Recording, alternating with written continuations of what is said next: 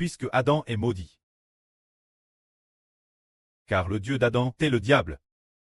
Adam n'était plus un enfant de Dieu. Par conséquent, tout ce qu'Adam faisait est maudit. Tandis que le Seigneur Jésus est béni de Dieu. Alors que devons-nous faire? Pour obtenir la miséricorde de Dieu, nous devons agir, se dire « baptise » au nom de Jésus-Christ. Dès qu'une personne se fait baptiser, au nom du Preux du Fils et du Saint-Esprit, baptise au nom de Jésus-Christ. Elle n'est plus une descendante d'Adam, plus une progéniture d'Adam. Alors une personne qui était l'origine un descendant d'Adam n'obtenait pas de miséricorde, était abandonnée par Dieu, et subissait la colère de Dieu. Car dès qu'on dit, il est un descendant d'Adam. Adam s'est rebelle contre moi. Adam est mon ennemi. Le Dieu d'Adam est le diable. Alors quand Dieu y pense, Dieu détourne son visage et entre madame dans une grande colère.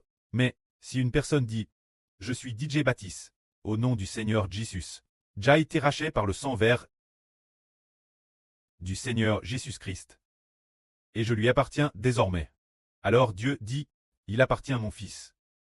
Je ne déverserai plus ma fureur sur lui. Il n'est plus un fils de la rébellion. Il est un fils de Dieu, un enfant de Dieu. Ainsi Dieu ne se met plus en colère. » C'est ainsi que nous comprenons que l'homme a besoin d'être baptisé au nom du Seigneur Jésus-Christ. Alors nous, si nous sommes DJ Baptiste, cela qui vaut 13 parts d'Adam. Ne plus très un descendant d'Adam, dès qu'on parle d'Adam, nous comprenons tous qu'il s'agit de rébellion, de désobéissance, de piège, de tentation du diable. Dès qu'on parle d'Adam, nous pensons ces choses. Dès qu'on parle du Seigneur Jésus, nous pensons l'obéissance au Fils de Dieu, la bénédiction du Saint-Esprit, au trône de gloire, au roi et prêtre, la nouvelle vie de l'Esprit. Dès qu'on parle du Seigneur Jésus, nous pensons ces choses, exactement le contraire d'Adam. Ainsi, nous disons que le salut de l'homme est au fait que l'homme doit se séparer d'Adam. Ne plus très un descendant d'Adam, très le descendant d'un pécheur, ne permet pas d'obtenir la GRCE. Alors Adam va-t-il ressusciter pour la vie éternelle? C'est absolument impossible qu'il ressuscite pour la vie éternelle, car la Bible dit que les morts seront juges le jour où Adam a mangé du fruit de l'arbre de la connaissance du bien et du mal. Ce jour-là, il a été appelé un homme mort, appelle un homme sans la vie de Dieu, appelle un ennemi de Dieu.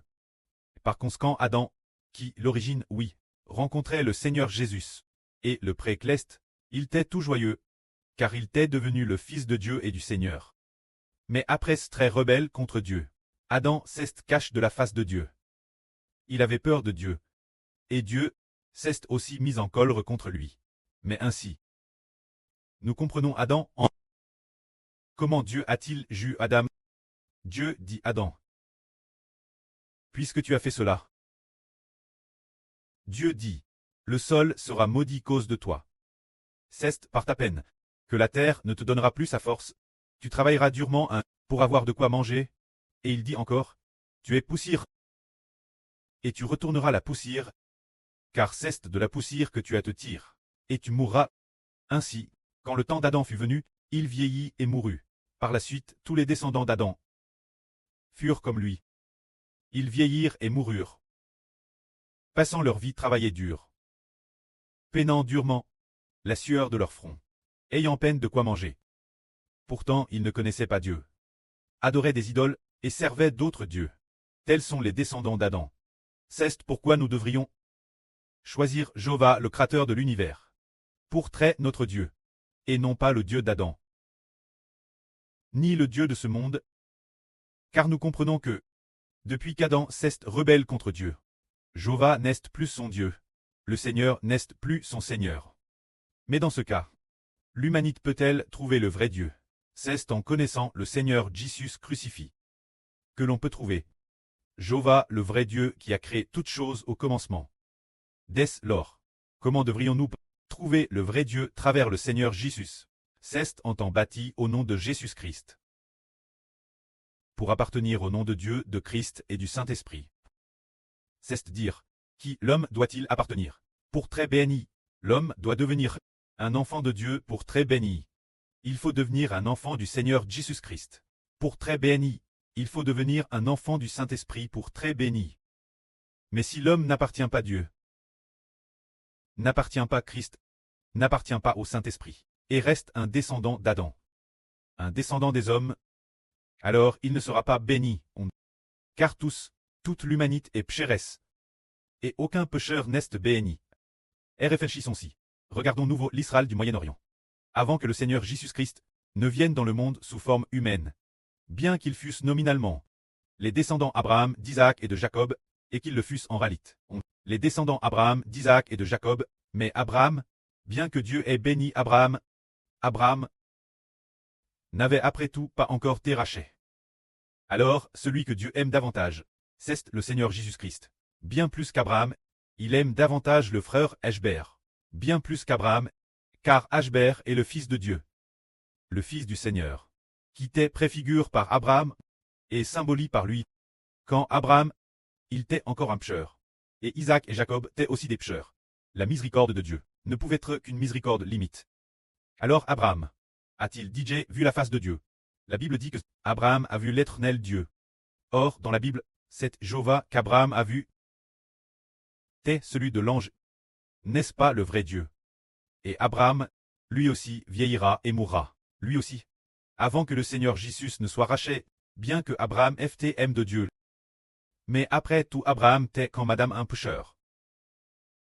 Ainsi donc, les hommes sont les descendants d'Abraham, d'Isaac et de Jacob, sans avoir encore eu de grandes bénédictions, parce que le royaume d'Israël au Moyen-Orient, après avoir fait alliance avec Dieu, bien qu'ils eussent un temple, et qu'ils eussent aussi l'arche de l'alliance, mais Dieu ne leur a pas donné le Saint-Esprit de l'eau de la vie. Israël au Moyen-Orient avait le temple de Dieu. Les descendants de l'ancien Abraham avaient le temple de Dieu, avaient l'arche de l'alliance de Dieu, avaient le chandelier d'or, l'autel et l'autel d'or, mais personne n'a reçu le Saint-Esprit de l'eau de la vie. Et personne n'a parlé de Jésus le Rédempteur. Presque personne n'en avait entendu parler. Maintenant, nous comprenons enfin que, madame les Israélites du Moyen-Orient, les descendants d'Abraham, doivent tous être baptisés au nom de Jésus-Christ. Pour très bénisse, madame les oncles des Israélites, Abraham, Isaac et Jacob, après leur résurrection future, ils devront aussi appartenir au nom de Jésus-Christ pour être sauvés. Et non seulement sous le nom du Seigneur Jésus, mais aussi sous le nom du frère Ashbert, et sous le nom du précleste. Ainsi donc, les descendants d'Abraham ne recevront pas non plus de grandes bénédictions, devenir les descendants du Seigneur Jésus-Christ. C'est cela la vraie bénédiction. C'est pourquoi madame les apôtres d'autrefois, Pierre, Jean, Jacques, Paul et les autres, ils étaient tous des descendants d'Abraham. Mais ils comprenaient tous qu'ils avaient besoin d'être baptisés, de devenir les descendants du Seigneur Jésus-Christ, de devenir les enfants du Seigneur Jésus-Christ, pour chapper la malédiction et recevoir la bénédiction. Ainsi, nous découvrons que, ainsi, il faut se hâter de se placer sous le nom de Dieu, du Christ et du Saint-Esprit. Si on ne le veut pas, alors on ne sera certainement pas béni. Une fois en 2025, lorsque nous organisions le baptême des frères et sœurs, le frère Ashbert a spécialement invité certaines personnes, mais peu importe ce qu'il faisait, il ne voulait pas venir se faire baptiser. Parmi eux, il y avait deux personnes. L'un était un frère, l'autre une sœur. Ces deux personnes, quoi qu'on dise, elles ne voulaient pas venir se faire baptiser. Par conséquent, ils n'ont pas reçu de miséricorde, et devaient être maudits. L'un d'eux s'appelait. Comment s'appelait-il DJ? C'était quelqu'un d'un peu paralysé. Une personne atteinte d'infirmité motrice cérébrale. L'autre était une femme nommée Kin Soumei. Eux aussi avaient autrefois laverie l'autel, et connaissaient très bien la Bible, mais après cela, ils n'ont plus voulu venir. On a découvert que le frère Ashbert a découvert qu'ils étaient des gens de cette faction religieuse coréenne. Il disait ceci. Il disait, le baptême est une affaire de l'Ancien Testament. Il n'y a plus besoin de se faire baptiser sous le Nouveau Testament. Pour le Nouveau Testament, il suffit de maîtriser la Bible, d'être familier avec la Bible, et par l'influence des versets de la Bible, l'homme devient saint. C'est-à-dire, Kin Soumei. Peu importe ce que dit le frère Heber, elle ne parvient pas à comprendre, peu importe comment on le dit, que l'homme doit être baptisé pour très sauve, peu importe comment on le dit. Elle ne comprend pas, elle dit qu'elle a été baptisée auparavant, et qu'elle n'a plus besoin d'être baptisée maintenant. Qu'elle est DJ sauf de, pas besoin de baptême pour très saint. Et aussi, cette personne appelle le chameau du désert cette personnelle, hein? Peu importe ce qu'on dit. Il parle exactement comme Chinsumei. Qu'il n'y a pas besoin de baptême. Alors quelle est la fin ultime? Finalement Heber a dit qu'elle ne sera certainement pas sauve. Refuser de se faire baptiser. Rejeter le baptême, on ne sera pas sauve. Parce que le baptême signifie que nous devons tre baptis. Faisons-nous baptiser. Le baptême d'eau est une rupture avec la malédiction. Recevoir le baptême d'eau s'appelle rompre avec la you. Rompre avec la malédiction signifie que nous sommes avec le Christ, crucifix. Ne plus traiter les descendants d'Adam. Tant qu'on est descendant d'Adam pour un jour, on est l'ennemi de Dieu pour ce jour-là. Nous comprenons tous cela, n'est-ce pas? Adam est l'ennemi de Dieu. Adam s'est allié Satan. Adam et Ève se sont alliés Satan, devenant les ennemis de Dieu. C'est pourquoi Dieu a prophétisé que la descendance de la femme craserait la descendance de Satan. Quand la descendance de Satan, elle est aussi née d'Adam. La descendance de la femme est née de Dieu, c'est-à-dire née du Seigneur Jésus-Christ. Devenant ainsi la descendance de la femme. L'origine avant d'être Rachel, nous tuons les descendants d'Adam. Une fois Rachel, nous sommes la descendance de la femme, le nouveau mis au monde par la femme dans l'Apocalypse. Cet enfant représente les enfants d'un royaume. Cet enfant, ce sont les enfants de Dieu. La descendance de Dieu appelle le fils de la femme. La descendance de la femme dans l'Apocalypse. Cette femme enveloppe du soleil, son fils, devient la descendance de la femme. Cette femme est le royaume de Dieu. Les enfants de cette femme, les enfants de Dieu, seulement si la descendance de la femme reçoit la bénédiction. La descendance de Satan ne reçoit pas de bénédiction. Ainsi, nous disons que ceux qui ont refusé le baptême ne recevront certainement pas de miséricorde, bien et sœurs, certaines sœurs veulent être baptisées. Mais, pour diverses raisons, sont temporairement hanches. Il faut alors patienter. Se dire qu'il faut être baptisé pour recevoir la bénédiction. Le baptême, le Seigneur Jésus-Christ crucifie. Qu'est-ce que cela signifie? C'est clouer la malédiction sur la croix. Adam, quand nous lisons la Gens, le précleste a dit cause d'Adam. La terre est maudite, cause d'Adam. Adam mourra. Cause de la rébellion d'Adam, Adam mourra, et les descendants d'Adam mourront. Peiner épuisé durant sa vie. C'est cela trop maudit. Alors que faut-il faire? Une telle vie est maudite. C'est pourquoi le Seigneur Christ a été crucifié. Et al se dire, crucifie la malédiction. Rompu. La malédiction crucifie, doit mourir. Ce n'est qu'en mourant que l'homme est délivré de la malédiction. Ainsi, le Seigneur Jésus est le Fils de Dieu. La mort ne pouvait pas le retenir. Il est mort nouveau. Et de nouveau. Ressuscité des morts. Alors le Seigneur Jésus est la vie nouvelle. Est une nouvelle création, appelant les gens tre baptissent au nom de Jésus. Pour appartenir au nom de Jésus. Devenir une bénédiction, béni par Dieu. Sous le nom de ce Fils. Ainsi, l'homme de la malédiction. C'est libre de la malédiction.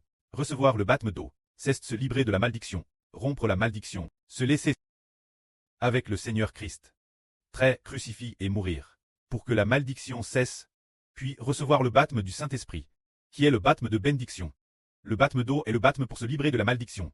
Recevoir le baptême du Saint-Esprit est une vie nouvelle. Devenir enfant sous le nom du Seigneur Christ. Devenir sous le nom de Dieu. Le baptême des enfants sous le nom du frère Heber. Ainsi, on obtient une vie nouvelle. Ainsi, nous disons, baptise en sa mort avec le Christ. Le baptême d'eau, en la mort du Christ. Mourir. Faire mourir la malédiction. Alors, la malédiction cesse. Dieu pardonne nos péchés et la malédiction ne nous atteindra plus. Maintenant, nous appartenons déjà, baptise au nom du Prêtre du Fils et du Saint-Esprit. Ce n'est pas seulement au nom du Seigneur Christ, mais aussi au nom du Prêtre du Fils et du Saint-Esprit. Ainsi bâti en ces trois noms. Non seulement sous le nom de Dieu, le nom du Christ, mais aussi sous le nom du Saint-Esprit. Alors, la GRCS, la paix, les bénédictions et la vie éternelle viennent toutes de Dieu, du Christ et du Saint-Esprit. Que la gloire soit auprès et au Seigneur. Amen.